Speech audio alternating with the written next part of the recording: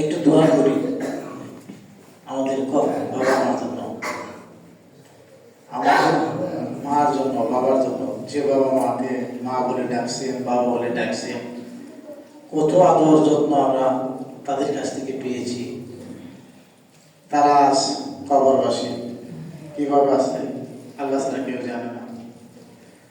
একটু সবাই পড়ে নেই, রব্বির হামহুমা কামা রব্বায়ানি সগীরা, রব্বির হামহুমা কামা রব্বায়ানি সগীরা। হে আল্লাহ, আমাদের জনম থেকে পিতা মাতাকে তুমি জান্নাতুল ফেরদাউস দান করো। সম্মানিত উপস্থিতি, আমি আপনাদের সামনে পবিত্র কালামের সূরা হাদীদের 12 নম্বর, 13 নম্বর, 14 নম্বর আয়াতে কারিমা তেলাওয়াত করেছি। এর উপর ভিত্তি করে আমি আপনার সামনে আজকের খুতবাটা শেষ করার চেষ্টা করব। আল্লাহর কাছে তৌফিক কামনা করছি। ওমা তৌফিক ইল্লা বিল্লাহ।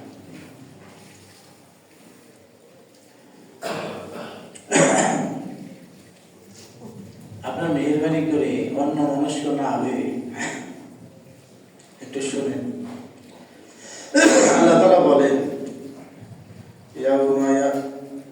ইয়াউমা তারাল মুমিনিনা ওয়াল মুমিনাত, যখন হাসরের ময়দান কায়েম হয়ে যাবে, তার মানে দুনিয়া থাকবে না। বাবা আদম থেকে শুরু করে সকল মানুষ একটি ময়দানে আল্লাহ তাআলা ডাকবেন, রাখবেন, উপস্থিত করবেন। সেই দিন মুমিনদের অবস্থাটা কি হবে? আল্লাহ বলেন, তারাল মুমিনিনা ওয়াল মুমিনাত, তুমি মুমিন ঈমানদার নরনারীদেরকে দেখবে, তারাও তুমি দেখতে পাবে। ইয়াসআ নূরুহুম বাইনা আইদিহিম ওয়া বিআইমানিহিম, এই মুমিন নরনারীদের সামনে নূরগুলো ছুটাছুটি করতে থাকবে, দৌড়াতে থাকবে। সুবহানাল্লাহ।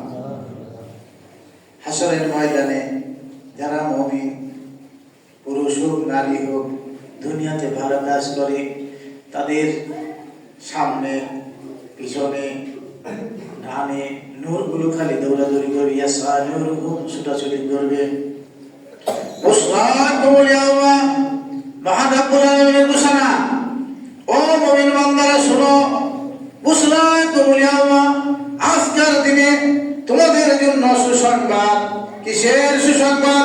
জান্নাত, এমন একটি জান্নাতের সুসংবাদ। তাজরি মিন তাহতিহাল আনহার, যার তলদেশ দিয়ে নহর সমূহ, ঝর্ণা সমূহ প্রবাহিত। সুবহানাল্লাহ।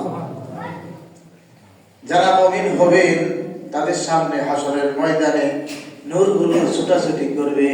আল্লাহর পক্ষ থেকে বলা হবে, বুশরাকুমুল ইয়াওমা জান্নাত। ও আমার বান্দারা, এই দুনিয়ার জীবনে তোমরা শীতের মধ্যে ঠান্ডা পানি দিয়ে মানুষ যখন ঘুমিয়ে থাকতো, ফজরের সালাত আসতে, তোমরাই তো মুমিন।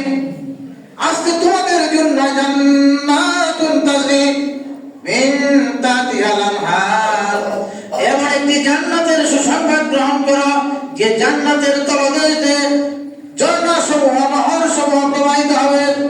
আরে 4 ধরনের নহর প্রবাহিত হবে।